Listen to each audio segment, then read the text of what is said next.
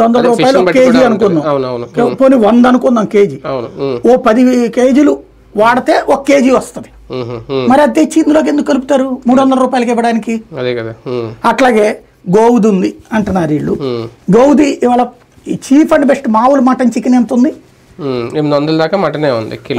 ఇది బీఫ్ అంటే ఏ రేంజ్ ఉంటది? 200 అన్న ఉంటదా? 200 300 అన్న ఉంటదా? సుమారు 200 300 అనుకో.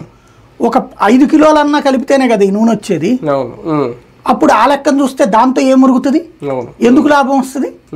లేదు. ఇప్పుడు ఇంకొకటి ఏంటది పిగ్ది, అదైనా మినిమం కనీసం 100 రూపాయలు అయితే ఉంటది కదా, అది ఒక 2-3 కిలోలు కలిపితేనే కదా వచ్చేది.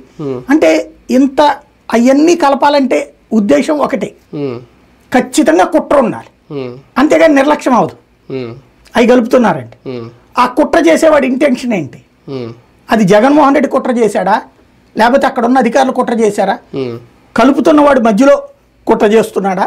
ఇది ఎలా తేలుతుంది? అలా కాకుండా ఇప్పుడు గోవుకి సంబంధించినటువంటి పాలల్లో ఏదో వచ్చింది అంటే దట్ ఈస్ డిఫరెంట్.